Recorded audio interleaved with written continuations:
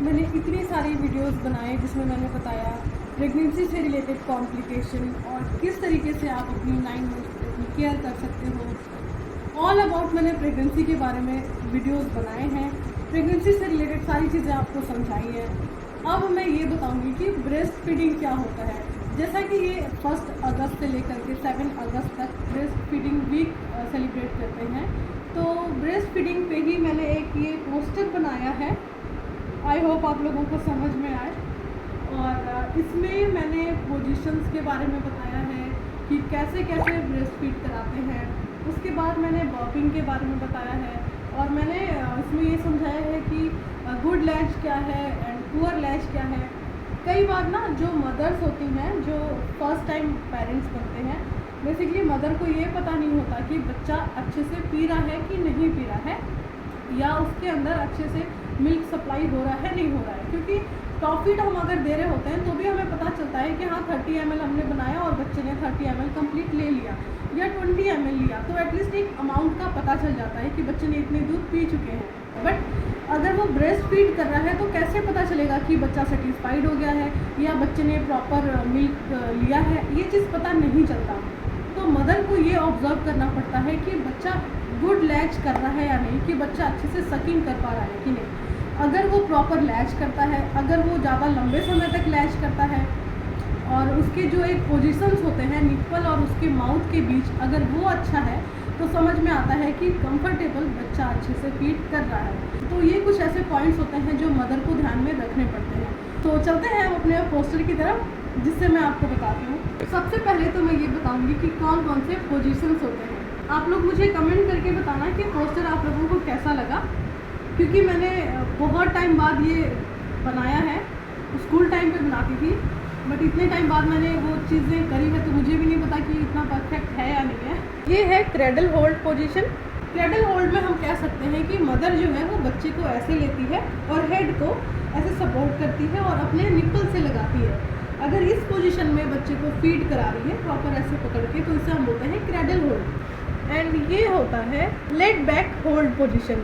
Late back hold position तब देते हैं जैसे कि ऑपरेशन डिलीवरी हुई है, उस टाइम पे मदर जो है वो बैठ नहीं सकती या बेबी को उठा नहीं पा रही है, तो ऐसे में लेट बैक पोजीशन हम बताते हैं कि आप सो करके बच्चे को ऐसे लेकर के अपने ऊपर और उसे सोए हुए ही आप फीड करा सकती हैं। क्योंकि बच्चे को फीड तो ज़रूरी है ही, जब वो जैसे ही दुनिया में आया उसको दूध तो चाहिए ही, बट मदर उसके लिए है नहीं है, वो लेटी है, वो उसका ऑपरेशन हुआ है, ये चीज़ तो फिर भी सब साइड रखने वाली बातें हैं। फीड तो उसको चाहिए ही जब वो जन्म ले चुका है तब। तो ऐसा हम जो मैंने पोजीशन दिखाया लेट बैक पोजीशन में हम मदर को एजुकेट करते हैं फीड कराने के लिए। और ये जो कि थोड़ा सा सही नहीं बन पाया है, बट स्टिल मैं समझाने की कोशिश करती हूँ। इसे हम बोलते हैं football position. Friend, football position भी हम तब बताते हैं जैसे मदर का ऑपरेशन हुआ है और वो ऐसे है, थोड़ा साइड पोजीशन है, मतलब कह सकते हैं कि फॉलर पोजीशन में है और बच्चे को ऐसे नहीं उठा सकती क्योंकि पेट पे जो उसके स्टीच पे प्रेशर पड़ेगा। तो हम बोलते हैं कि बच्चे को आप ऐसे फुटबॉल, जैसे हम फुटबॉल पकड़ते हैं ना, यूँ हमने पकड़ लिया, ऐसे पकड़ लिया, तो हम बताते हैं कि एक पिलो रखिए, उस पर बच्चे को लिटाइए और सिर्फ उसका हेड को और नेक को होल्ड करिए और अपने निप्पल को इस हाथ से होल्ड करिए और बच्चे को फीड कराइए। तो ये जो पोजीशन उसे हम बोलते हैं फुटबॉल पोजीशन, क्योंकि ये फुटबॉल लाइक कैरी करने को बताते हैं। एंड फोर्थ हमारा है side line position. Side line position भी तब के लिए है जैसे मदर थोड़ा सा राइट साइड करवट ले सकती है, थोड़ा सा लेफ्ट साइड करवट ले सकती है, बट वो बैठ नहीं सकती। मतलब ये सारे पोजीशंस तो तब के लिए हैं जब मदर का ऑपरेशन हुआ है या डिलीवरी हुई है। बट जैसे जैसे ना थोड़ा टाइम बीतता है, मदर की रिकवरी हो जाती है, मदर प्रॉपर कैरी करने लगती है बच्चे को, तब तो वो अच्छे से कोई भी पोजीशन में फीड करा सकती है जिसमें बच्चा कंफर्टेबल हो और मदर भी कंफर्टेबल हो।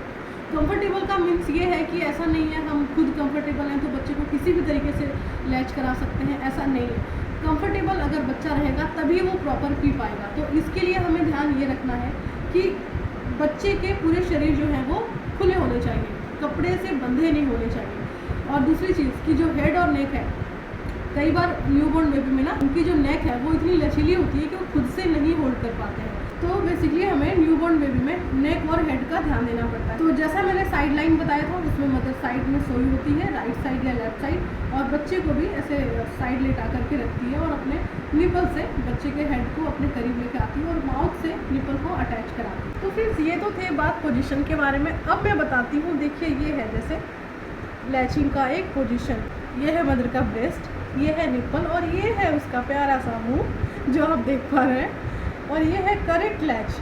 मैंने यहाँ पे लिख दिया है करेक्ट लैच, और यहाँ पे लिखा है मैंने माउथ कवर एरियोला। ब्रेस्ट पे एक ब्राउनिश कलर का सर्कल होता है, वो उसे हम टर्म देते हैं एरियोला। तो जो एरियोला है वो प्रॉपर बच्चे के माउथ से ढका होना चाहिए, यानी अंदर होना चाहिए। कई बार होता है कि एरियोला दिख रहा है, सिर्फ निपल लिया हुआ है, ऐसा वो प्रॉपर लैच नहीं होता है। जब तक जो बच्चे का हार्ड पैलेट है वहाँ तक निपल नहीं जाता और एरियोला कवर नहीं होता उसके माउथ से, तब तक प्रॉपर लैचिंग नहीं होती है। और ये है good latch versus poor latch. Good latch में ये देखो आप, ऐसे बच्चे ने प्रॉपर माउथ अपना जो है वो निपल को कवर किया हुआ है, तो कितना मिल्क उसके में सप्लाई हो रहा है, राइट। और ये देखिए यहाँ पे बच्चे ने थोड़ा सा निपल जो है वो माउथ के अंदर लिया हुआ है, बाकी निपल बाहर दिख रहा है, तो मिल्क सप्लाई बहुत कम जा रहा है उसके मुंह में ना, जो आपको इमेज से मैंने बताने की कोशिश करी है। तो ये होता है गुड लैच और ये होता है पुअर लैच। बात पोजीशन की भी हो गई, बात लैचिंग की भी हो गई। बच्चे ने 40 मिनट्स फीड ले ली है, उसके बाद का क्या काम है? अब बच्चा खुद से छोड़ रहा है निपल, क्योंकि उसका पेट भर गया है और अब वो हो गया है सेटिस्फाइड। तो क्या करते हैं, अगर बच्चे ने 40 मिनट्स फीड ले ली है, अच्छे से प्रॉपर लैच कर लिया है, तो हमारा 3rd नंबर का जो काम है वो होता है बर्पिंग कराने की, जो कि बहुत ज़्यादा इम्पॉर्टेंट है। बच्चे को फीड कराना जितना इम्पॉर्टेंट है उतना ही इम्पॉर्टेंट है बर्पिंग कराना।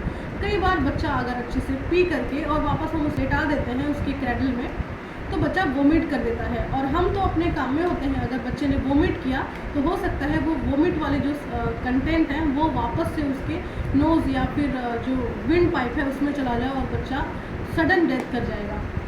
इसीलिए उससे प्रिवेंट करने के लिए बच्चे को बर्पिंग बहुत ज़रूरी है, यानी डकार दिलाना बहुत ज़रूरी है। स्टिल मैंने इसमें बर्पिंग के भी दिखाए हुए हैं कि कैसे बर्पिंग कराते हैं। नॉर्मल आपको 2 पोजीशंस मैंने शो किए हैं, वैसे तो 3-4 तरीके से हम करा सकते हैं, बट इतना स्पेस नहीं है कि मैं वो सारी चीज़ें एक पेपर पे बना पाऊँ।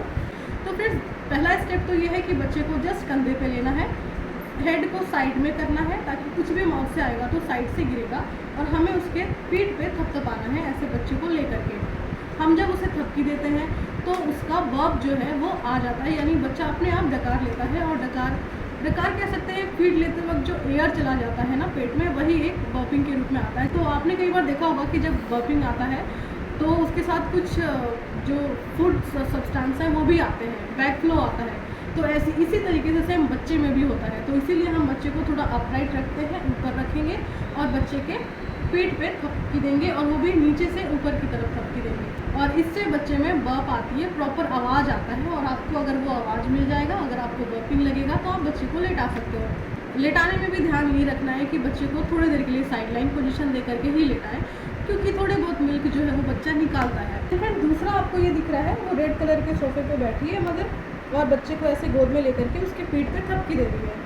आई होप मैंने जो ये आपको स्टेप्स दिखाए हैं, जो आपको समझाए हैं, वो आपको प्रॉपर समझ में आया होगा और आपको वीडियो अच्छी लगी होगी। तो इस ब्रेस्ट फीडिंग वीक में एक वीडियो आपको नंदिनी स्टडी पॉइंट की तरफ से है जो ब्रेस्ट फीडिंग के ऊपर है, तो उन मदर तक भी ज़रूर भेजना जो अभी न्यूली पेरेंट्स बने हैं, या ऐसी मदर हैं जो फीडिंग में बहुत स्ट्रगल कर रही हैं, उन तक वीडियो ज़रूर भेजना। और अगर आप मदर बनने वाले हैं तो भी इन सारी बातों का ध्यान रखना, और मदर बनने के बाद भी वीडियो को एक बार रिपीट ज़रूर देखना।